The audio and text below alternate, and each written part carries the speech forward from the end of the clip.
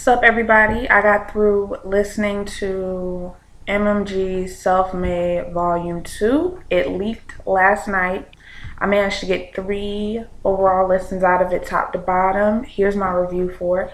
And before I start, I just want to say, all in all, as a collective, it was a decent effort. There are tons of single options on it, and if you ride for MMG, then you're not going to be disappointed with this CD.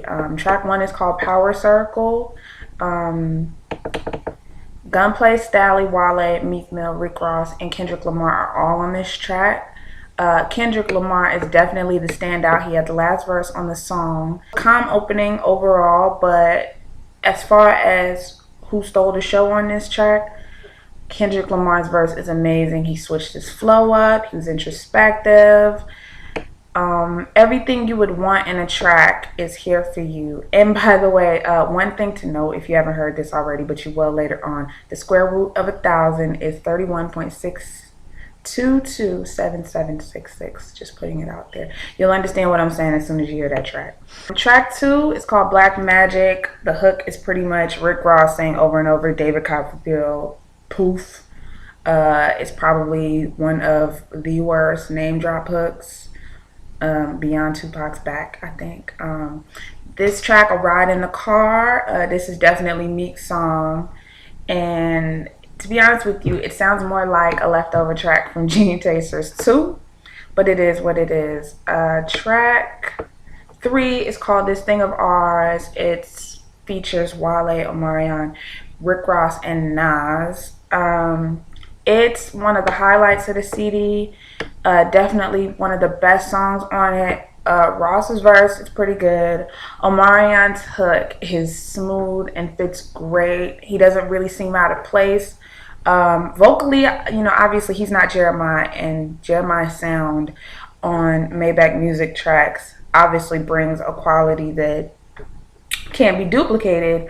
But of course, he's not on that roster, so having Omarion there is definitely a compliment to this track. Nas is on here as well. His verse is solid. He's obviously the star out of everyone. Wale's verse is dope too. This song was well put together. All in all, great song. Track 4 is called All Birds, and it features Rick Ross and French Montana.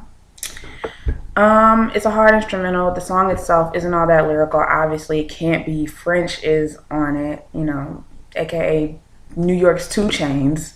The song's forgettable. I mean, play it in your whip loud. That's what purpose that song serves. Track 5, Acting Up. It's Meek, Wale, and French. Again, French's second appearance on here. You're not MMG. I don't get it. But anyway, this song could be the summer anthem. The hook sounds like something 2 Chainz could have put together, but let me tell you this, it's catchy. The guys will love it. I could see girls twerking to this. If they push this song the right way, this song could definitely be the song of the summer. Wale and Meek went in on this track. French got his airtime. Just saying. Track 6 is called The Founding Youth. It's got Stally, Rick Ross, and Nipsey Hussle on it. The beat is amazing. Rick definitely let Stally and Nipsey shine. Ross even, spit some real cool stuff on it. Overall, it was a good song. Not one of my favorites, but it was a good song. It held its own weight. Track 7 is called I Be Putting On. It features Wale, Wiz Khalifa, French Montana, and Roscoe Dash on the hook. It's a feature-heavy song. In my opinion, it's not really an MMG song, considering the fact that Roscoe Dash, French, and Wiz are on it, and the only MMG person on it is Wale. It just seems out of place. All the different personalities on it, the verses are good. Like, I'm not going to take anything away from the song. The song itself is good, but it's not a Maybach Music song. And once you hear Wiz Khalifa and French, you kind of forget about Wale. Like, it is what it is. Good song nonetheless. Track 8 is called The Zenith, and thankfully it's a team effort. Omarion provides backing vocals on it, while Wale, Stally, and Rick Ross rap on it. Everybody did their thing on this track. Omarion, I have to say, and all of the hooks that he's provided are really, really good, and he fits well, on these tracks. Track 9 is MIA, and it is essentially like Omarion's song. Wale is on it for like, I don't know, 20, 30 seconds. It's a great R&B song. This is a potential single too, and I think they should push this song to urban radio. Women will love this song. The hip-hop fans that bought the album looking for rap may not appreciate this song, but Omarion is MMG. He's Maybach O, as he's calling himself these days, so this is a good addition to the CD as well. Track 10 is Bag of Money. This song's been out already, and out of all of the tracks, surprisingly, considering that it's a collaborative effort out of the big three, this song really doesn't do much for me. It hasn't done anything for me since it first came out. T-Pain's hook was what you can expect from T-Pain, but compared to the other tracks on this CD, it kind of falls flat. Track 11 is called Let's Talk, and it features Rick Ross and Omarion. This is definitely, again, another R&B song with Ross making a feature appearance. It's the prerequisite feel-good material life tricking song. It's actually got a couple excerpts from Notorious B.I.G.'s Big Papa on it, which is cool.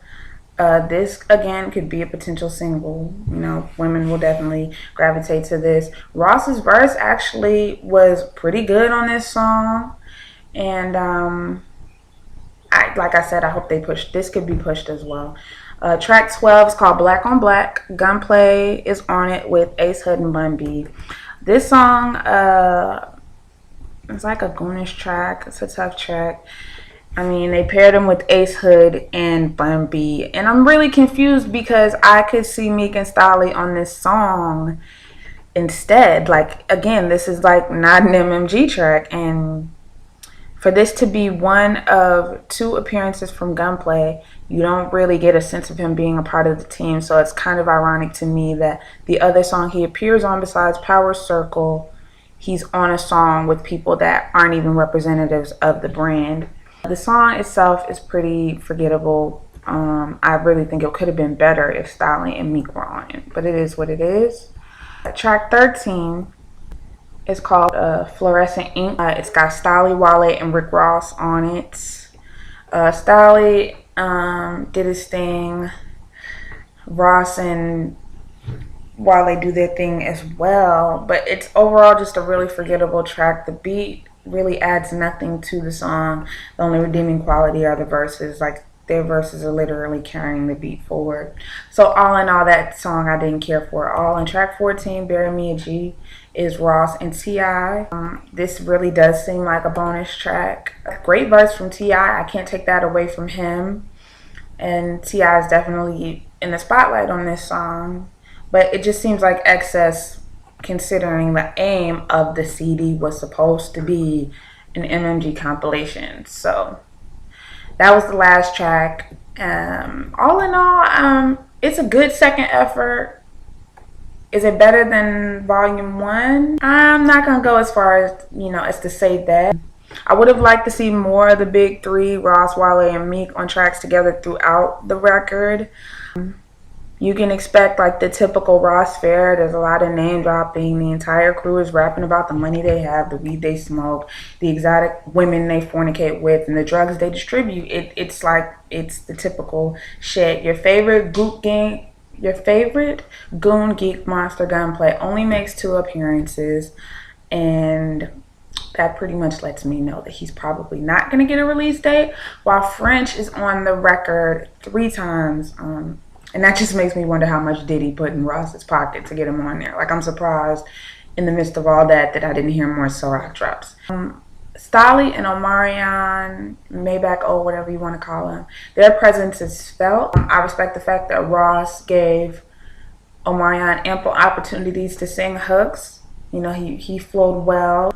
The formula worked well on here, but it's a pretty decent array of songs. Another thing that kind of irked me was the fact that really and truly it's 14 tracks, but with the exceptions of like 2 or 3, it wasn't all MMG music. So There's more to be desired as far as content is concerned, but it is what it is. The beats overall were really, really good.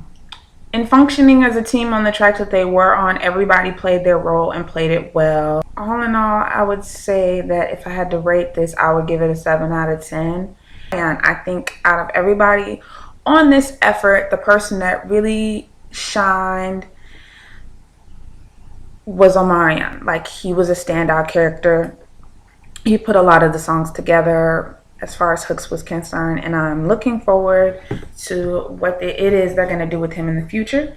So like I said, if you haven't heard it already and you want to, it's out there on the internet. I'm not going to leave a link because I don't need those problems, but the link is out there. And like I said, if you're a fan of MMG and you support Ross and everybody else, you can wait for the album to drop on June 26th and purchase it off iTunes or buy a physical copy, whatever the case may be. So that's my review. If you've heard it, leave your comments in the comment section below and tell me what you thought of it. Also, don't forget to like this video and dislike it if you feel moved to do so. And please subscribe to my channel. I'll see y'all in my next video. Peace.